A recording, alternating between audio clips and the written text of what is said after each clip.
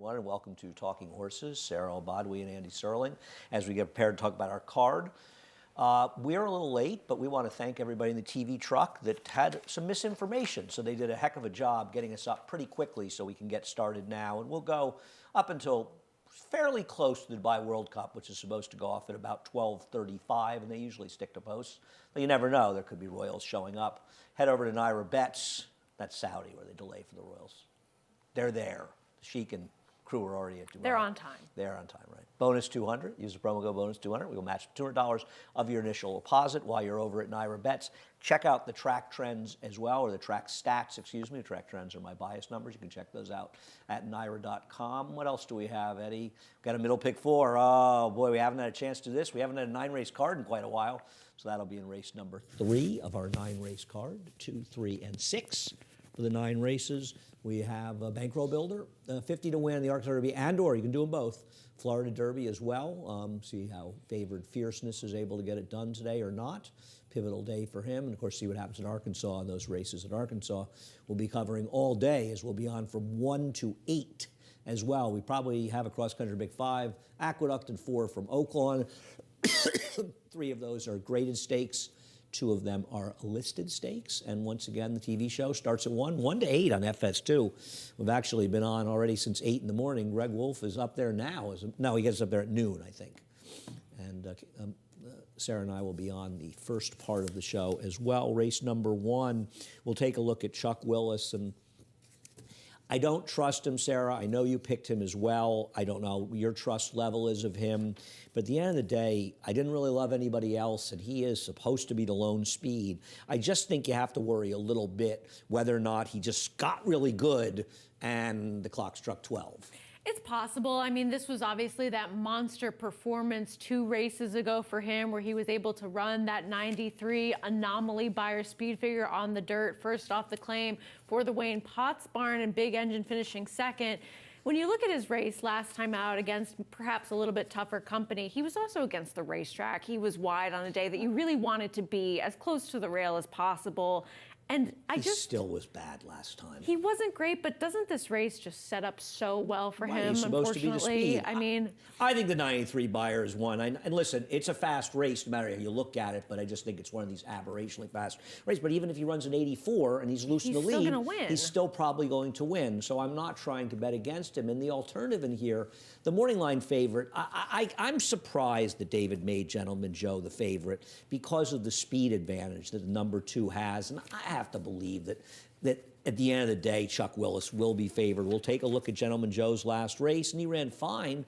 But now he's cutting back to the 6.5 furlongs, and I don't mind the cutback, but he's at a pace disadvantage on the cutback to the horse he has to beat. To the horse that's shown that he prefers these sprint distances, and while he ran well last time, he does have to handle a little bit less distance and things not going his way early on. And this is a horse that has run 46 times, and this is his first sprint ever. Somebody along the way, if he was going to suddenly be better, don't you think they would have tried it by now? Right. On the other hand, people also do foolish things in racing and run horses in the wrong race more often than they probably should, but I still think it's a valid point. And I put the 4 Ego Man second, who I thought would be close to the pace, and he's part of the Jamie Ness invasion here today. He's one of the lessers of them. Jamie Ness actually has not won a race in New York. He's, I think, 0 for 8 with a second and a third, but he's underperformed since winning with Casa Creed in the Westchester. Not Casa Creed, the horse that Dutrow has now. The horse that he turned from, Repo Rocks. Yes. He turned from a 10-claimer into a Flightline? major stakes winner, right? Yes. Exactly. Yes. So I put him in, but I don't have any argument against the 7 as we'll move on to race number 2. And I'm not sure what to do with aggregation in this race, and we'll take a look at his race in the Alex Robb, where he ran very, very well. And I don't have any argument that this race would make him the horse to beat. And I just wonder how much pressure he's going to get in here. I know the pace projector has Synthesis forcing him into a fast pace, and maybe he will. I'll be honest with you on aggregation. I'm just not convinced that he's really as good as that 100 Beyer suggests. And if he's only as good as a high 80s to a 90, I don't think he's supposed to be an overwhelming favorite in here, and this is why I picked against him, and I see you have him second as well. Right. Right, and I think, too, if anybody is going to be that horse that applies that pressure towards him on the front end, I actually thought it would be the horse that I ended up picking on top in Champion's Dream, who was very forward last time after bobbling a little bit at the start of that race. And while he was outside and did have the outside post position in terms of where he was as the speed that day, he put away Dr. Blute, who was coming off a long layoff, and still managed to hold on for third in that race. And while this, I think, is a tougher field than he was in You last... think? Just a little so bit. Your theory on him, which I think is borderline insane, is that he's going to be putting pressure on aggregation. He's going to put him away, and he's going to hold off the closers. I think he's going to be forward in here, and I think well, you said you think he's the one who's going to put the pressure on. If more so than Synthesis, I do. I'm not saying you're wrong about it, but if he's the one putting the pressure on aggregation, you're suggesting he's going to put the pressure on, put him away, and hold off the and closers. I think that you also have to think that he needs another step forward to do so. But when you look at his last... He needs a giant leap When you forward. look at his last race, that did show a step forward in terms of who he used to be, and having that ability early on and those flashes of talent. I think that maybe the evidence is building that he does not appreciate a wet track, that he needed to start off the layoff. And if there's another move forward after his last race, I think that he could be involved at still a fair enough price today to find out. Okay, I don't see it, but there are a lot of winners that I don't see on cards on a daily basis.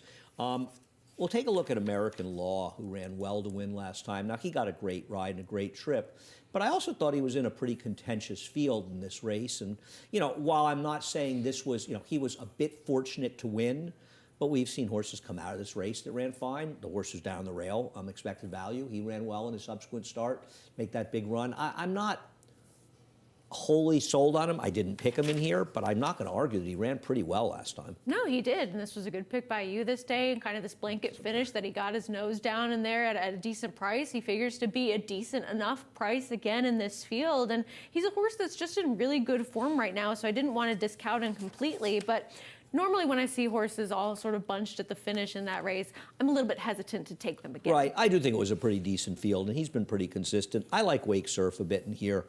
His last race, I thought he ran fine 2 races back, and then last time out, I almost feel like Manny in this situation, and I'm not blaming Manny.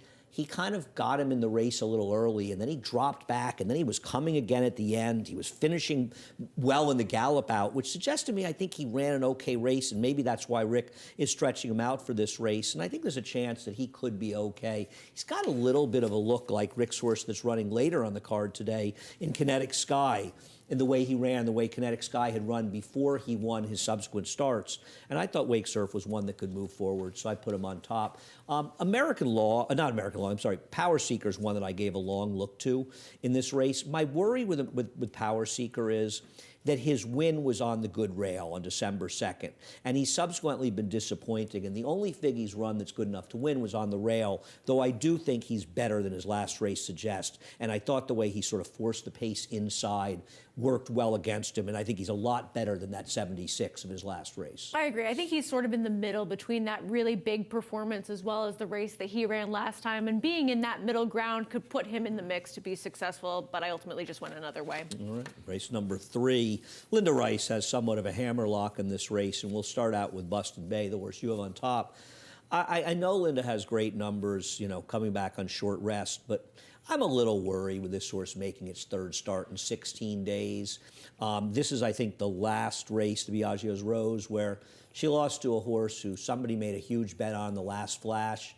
I don't know, they've also made a number of huge bets in the last flash, and all likely in the last few days and have lost. I have no idea how the winner came up with this race, especially given his prior form. Her prior form, I think Buston Bay ran well. If she runs back to her last couple races, she's going to be a handful in here. Right, and I think we also have to mention, Kendrick Carmouche is really trying to clinch up that riding title as well. So he wouldn't be trying if he wasn't going for the title? Not. Okay, No, I'm joking.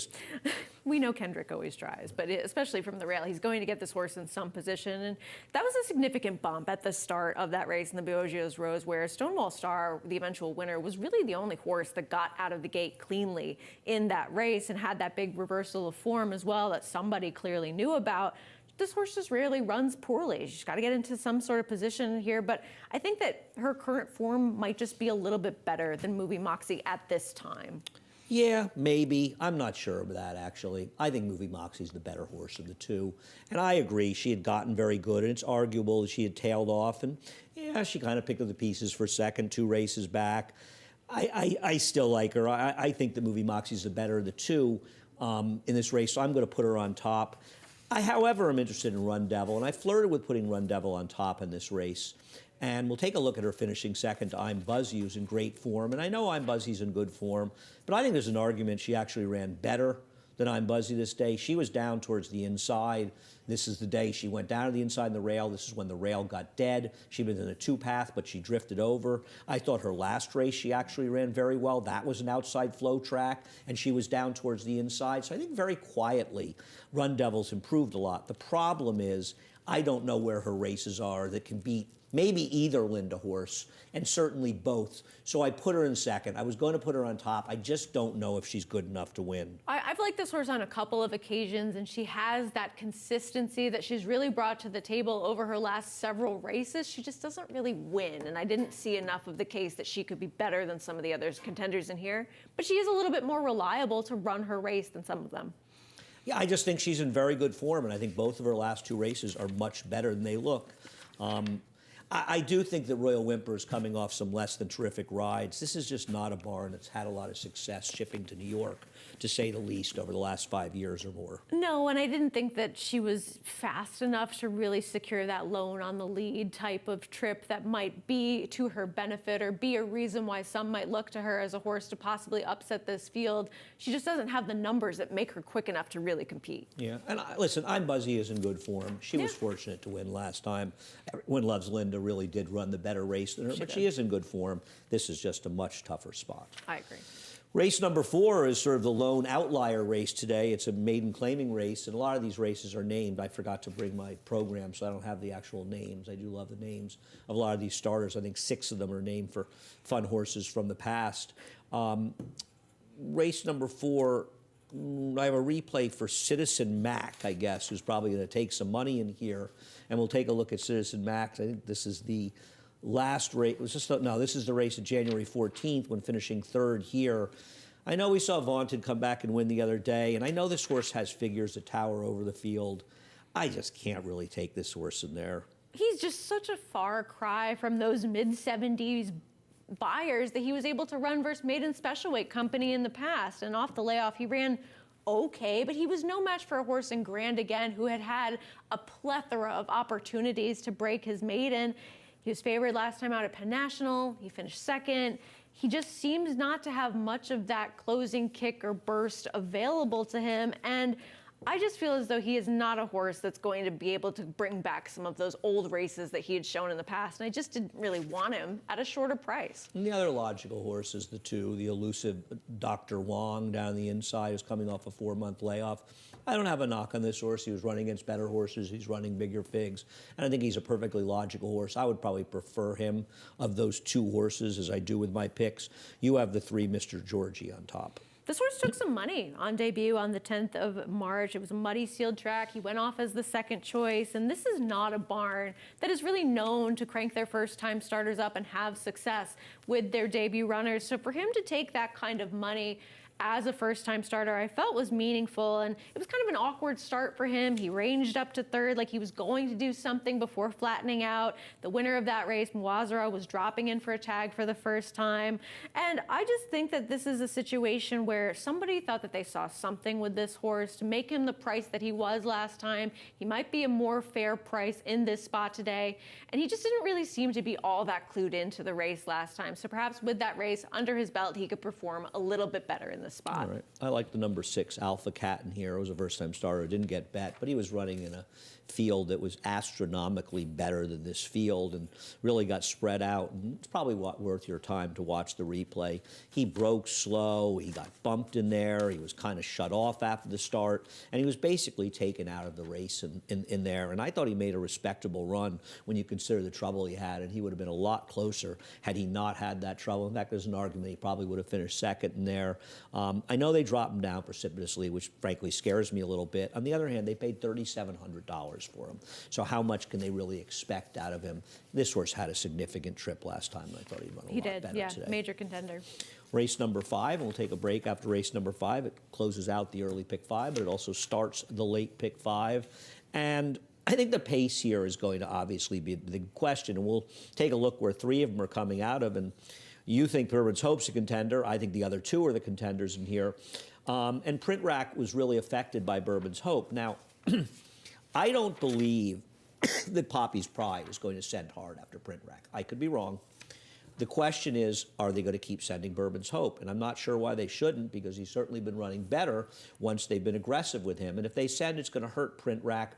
I was kind of hoping, though, that Print Rack would find a way to get loose. On the other hand, maybe he's a horse whose form's tailing off a little bit. Not that he ran badly in this race. No. And he was also never on the rail in this race, right? Right, and I mean, he's a horse that's just been in insanely good form as of late, either finishing on the board in any of his past several races. And for me, going with Bourbon's Hope, it was more just a matter of this horse is finishing close enough to the other 2 that are top contenders, but he's always the bigger price that is ignored on the tote board. He's that typical type of horse that I really like that always seems to show up and outrun their odds over his last couple of starts. And I mean, at 34 to 1, 15 to 1, 29 to 1, he's in the mix, and he's not that far off of these kinds of horses when he has been more aggressively handled But how's he gonna over his win? last couple of starts. How's he going to win? I don't know, but I want to see the price discrepancy between him and the others, and he's finishing so closely to But them. you have him on top. I do. Isn't he a better horse to have second or third? I mean, I don't... But what's it's- the point of picking Big Engine on top if I really like this horse? Well, so you think he's going to win, and I said, how's he going to win? And you said, I don't know. So you obviously think he's going to win, and I'm Yes. saying to you, he's going to force the pace against Print Rack with Poppy's Pride in there. He's going to put them away and hold off Big Engine. Do you really think that's it's a real possibility? I mean, I don't. Okay. I mean, it just doesn't seem really logical. Now, I agree. He is in good form now. I have a tough time seeing it, and I worry if he'll hold his form. He will be a bigger price. He is a little exposed now. Big Engine's obviously the logical closer in here. He's going to get the setup he's got in the past. He got the rail that he loves, and what's interesting is that he is a real rail runner. And he hasn't had too many opportunities to be on the rail in his recent starts. He is going to be able to be on the rail in this race. And then there's Colonel Vargo, who comes back in this race in 13 days after his last race. And he's somehow being held together. He had avoided claim 2 back. He came back and won. With duct tape. And I'm not sure he can't be effective in here. Having said that, this is a significantly tougher race than he was in before, and I scratched into him as my 4th choice. Yeah, I think we both had some interest in Don't Be Late as a horse that would be involved in the bottom of the exotics, but I don't know. I'm not in love with this horse facing a field like this based on the last couple of starts where you have that voided claim 2 back, like you mentioned. He has been in decent form as of late, but in terms of the class that he's going to be facing in here, it's a different situation. It's like a stake race relative to who he's been racing against. I agree. It's not Mr. Phil and Dynamite Karma in there. And horses what's that my have lost their category? form. 100 to 1. I agree. I think he's been somewhat fortunate in the fields that he has met. We'll take a quick break. Sarah and I'll be back with the late pick 4 after we hear from our good friends at Saratoga Springwater.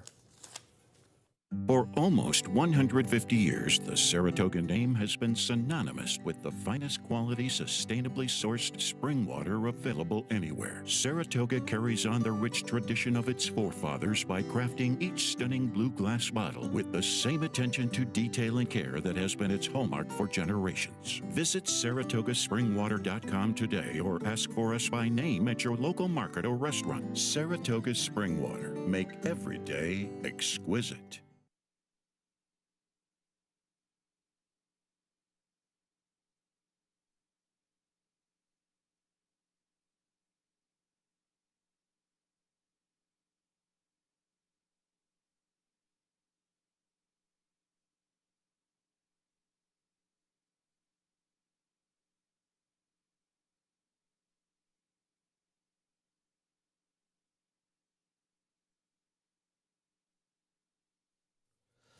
We're back, Sarah and Andy, and race number 6, the mile and 3/8, this was the one race that was dramatically changed.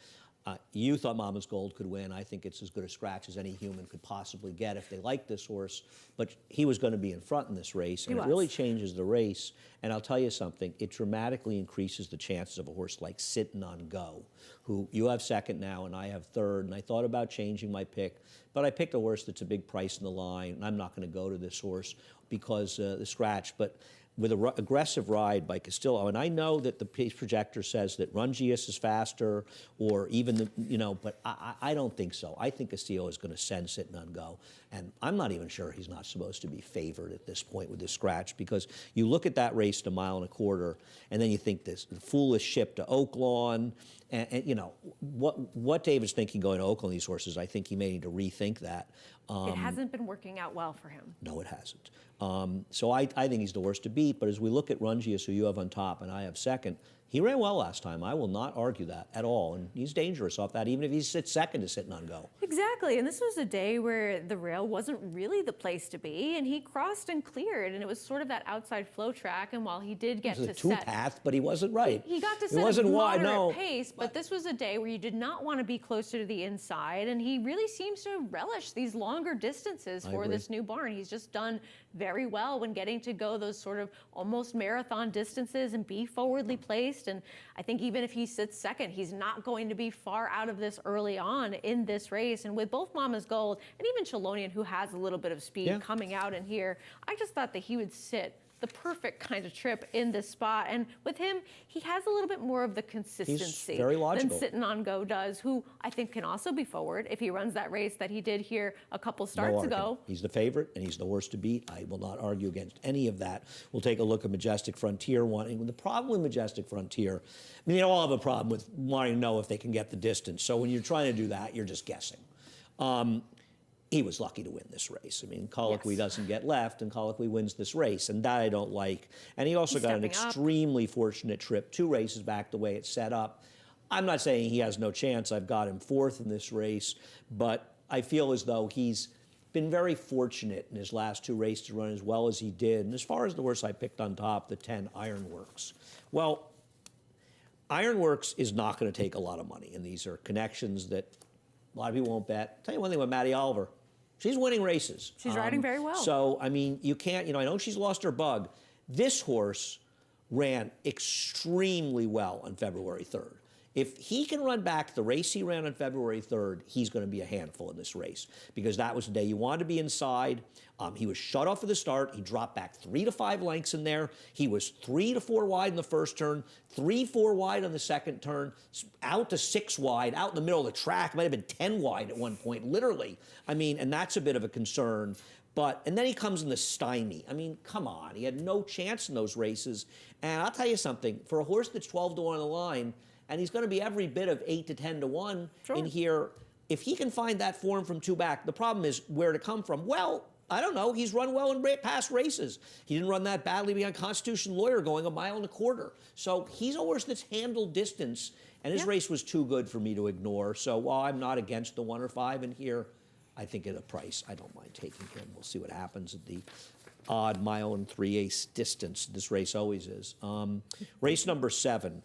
I mean, the key to race number 7 we'll get to is betting against Sue Ellen Michigan, who neither of us have in there, and is 5 to 2 on the line. The horse who's 2 to 1 on the line, though, I don't have any argument against Mystic Seaport. She comes in for Jamie Ness in great form, and I think if you're trying to beat her, your argument is that she's got to get involved in the pace with Sue Ellen Michigan, and also you're a little concerned the Ness horses may not run as well in New York as they run out of town.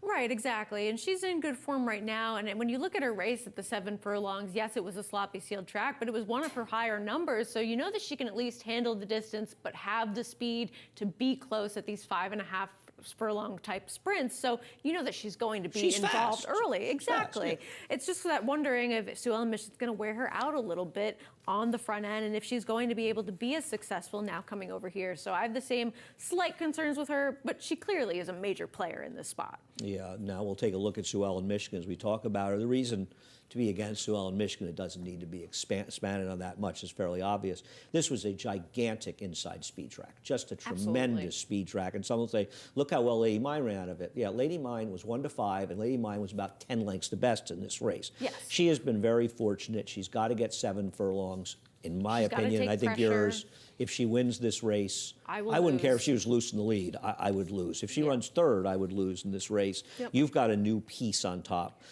who's a little tough to trust, but Yeah. I think she's a little interesting as well. She's just moderately interesting. I mean, this is a horse that was a significant stumble last time at the start. You can really just draw a line completely through that race, and she was part She of was the also on the favored- rail, and the rail is the wrong place to be. And she was part of the favorite entry because I think we were all expecting quite a bit more from Whistler's Yeah, she wasn't style. getting bet. It was the other No, one, it yes. was the other part of the entry getting bet. So now this is really kind of her first start for the David Jacobson barn. She'd been sprinting in California prior over her last couple of starts, now comes in and just seems like the new face to the sort of group that, who knows, there could be some upside with her going forwards for this new barn.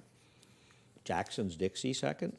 How is she She's- competitive here? She's been with the racetrack over her last two starts, but she's in good form right now, and I don't think that Linda's going to send both of her horses early on to cancel each other out. And she's just been more tactical. We'll in her agree to last two disagree. I starts. don't think she's competitive in here, but we'll see what happens. As far as Jackie the Joker, I'm not going to say I love the rider switch. On the other hand, this horse ran fairly well with this rider, and he has given some decent rides lately. And I think maybe I'm being a little bit hard because when he first started riding, he was not riding very well, and maybe he's improved a little bit, and I think I should give him that.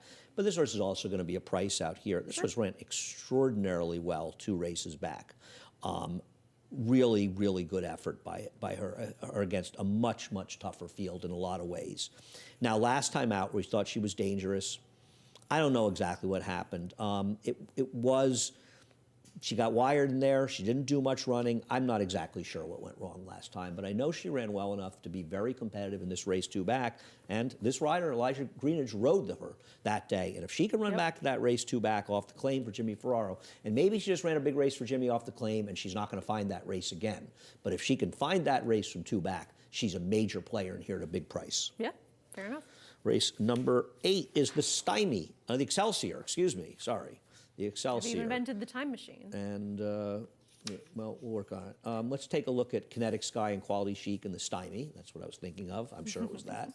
And I don't have any argument against either of these horses. I think they are the 2 horses to beat. Thought they both ran well in here. Yeah, they did. I mean, Quality Chic is just, once he broke his mate, and the light bulb really went on for this horse, and he's just been in stellar form. And then Kinetic Sky. How's that horse done that beat him by a half length when Not he was well. 5-1 and never came back, and I bet him that day? Yeah, Anyway. he was the one horse that day, I think. Some Yeah. ridiculous Yeah, Pletcher of over course. that favorite. Yep. Lucky So to that, win. but Kinetic Sky is just also in great form, and you have to really appreciate the kind of horses that we see in both of them that just run often and run well pretty much every time they come to the racetrack. So Handle 1 1/8. Yeah. They're both good.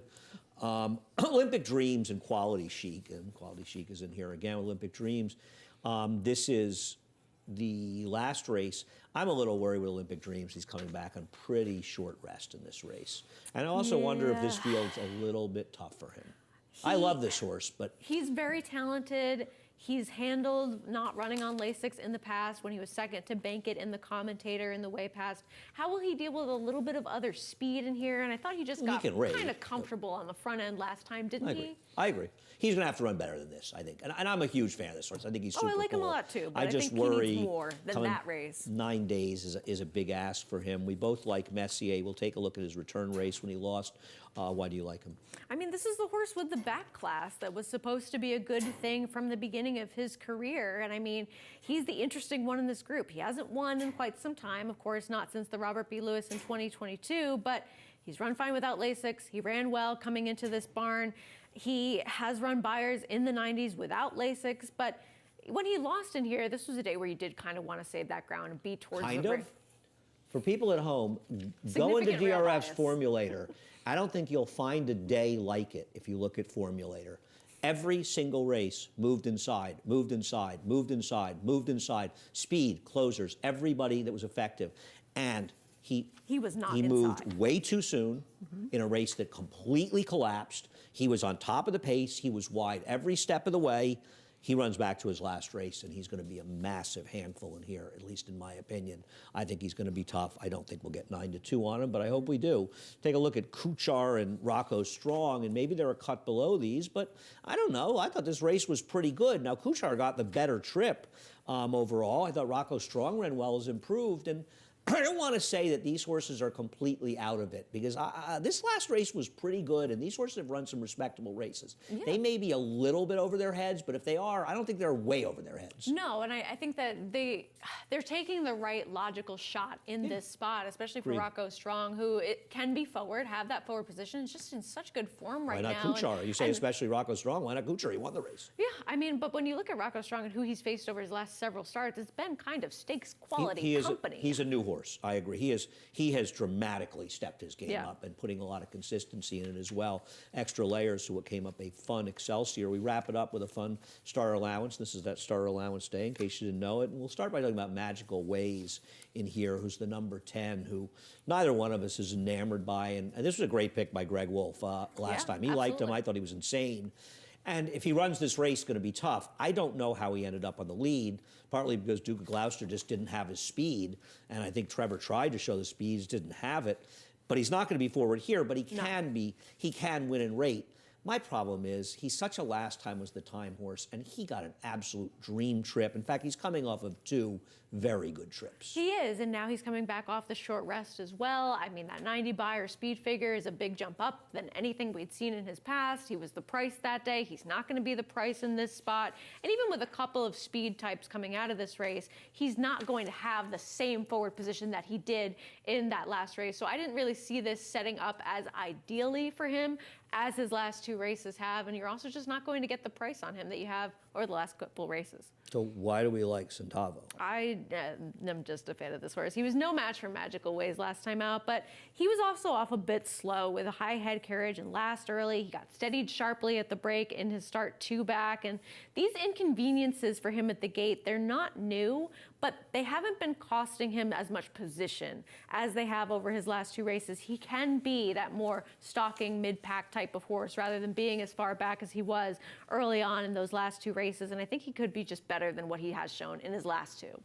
Need every bit of a fast pace in this race to be effective. We'll see what happens. He's a big price. We'll take a look at Margin of Error, who's coming up for Jamie Ness. This horse is in pretty good form and comes off a big win at Laurel last time, and he's running figures that make him competitive. And I think what's interesting is, you know, if you like this horse or don't like him, I would be taking a look at how well the Jamie Ness horses run during the day, and not necessarily winning or not, but do you think they're running to their races out of town? Because if they are, then he's a major player. But if they aren't, then maybe you take him back a little bit. I didn't really know what to do with him. I put him 3rd. I am scared of the Ness horses. We've seen him be effective coming here, even though he hasn't won since last May. He's only run the 8 horses, and I can't believe he just shipped them all, and none of them are going to run. You've got him 2nd. He's logical. Yeah, pretty much. I mean, and I think that his chances were helped a little bit with Kingdom scratching out of here in terms of a horse that does want to have that forward position as well. So based on what he's done out of town, if he can replicate that here, he just makes a lot of sense in this spot. Yeah, the scratch also helps Magnolia Midnight, and I think there's a chance that the clock has struck 12 in Magnolia Midnight.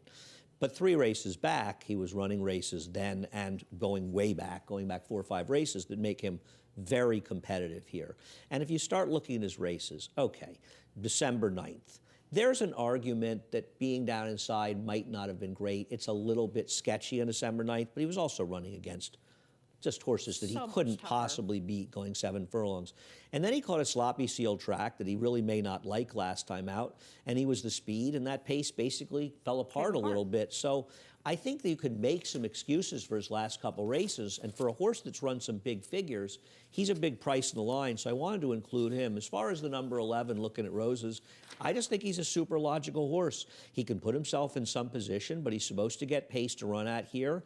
Yeah, he tailed off badly in that race in November, there's no doubt. That was the first time in quite a while he hasn't shown up. I thought his last race was okay. The winner of the race was the speed. He didn't come back and run worse. But I thought maybe he was a bit compromised, made that early move. He got the muddy sealed track, and I just thought he'd get a good trip in here. And I wasn't really a big fan of Magical Ways and thought he was somewhat logical at a fair enough price. Yeah, if you go back to his races last fall, they fit.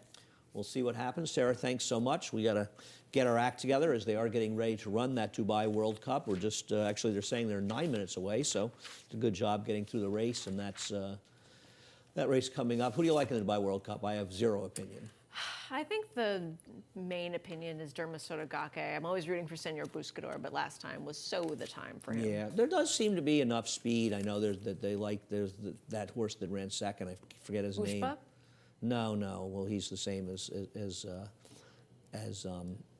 Senior Buscador. It'll be interesting to see how the pace, because there are potential pace players depending on what some of those formerly U.S.-based horses do. Sarah, thanks so much. Head over to Naira Bets. Use the promo code BONUS200 and we'll match the $200 of your initial deposit. While you're there, check out the track stats at NairaBets.com. We also have a middle pick 4 that starts in race 3, 2, 3, and 6. The pick 4s, 1 and 5. The pick 5s goes to the pick 6 as well, starts in race number 4. We have a bankroll builder on both the Arkansas Derby and Florida Derby. You can bet one or both. $50 to win. Win or lose, you get $20 back towards your Derby bankroll. Derby just 5 weeks away from today. Cross Country Pick 5, 4 stakes at Oaklawn. Start here, though, with the Excelsior. Then those stakes, 3 of them are graded. It closes out with the Arkansas Derby. And where else are we here? Oh, the show. The show just keeps So much going on. quality time. It's on now. It's been on since 8 in the morning. It's going to be on from 1 to 8 as well. We have a full team down at Oaklawn Park, as well as the crew up here in New York. So enjoy a full day of racing. You got 12 hours, and it'll start. It'll end just a little before the second game of the NCAA tournament tonight. So it works very perfectly for that. We're done. Thanks again. Thanks to you, Chris Griffin. Coming up next in about 15 minutes or 20 minutes for the reprise of Scratches and Changes. For almost 150 years, the Saratoga name has been synonymous with the finest quality, sustainably sourced spring water available anywhere. Saratoga carries on the rich tradition of its forefathers by crafting each stunning blue glass bottle with the same attention to detail and care that has been its hallmark for generations. Visit SaratogaSpringwater.com today or ask for us by name at your local market or restaurant. Saratoga Spring Water. Make every day exquisite.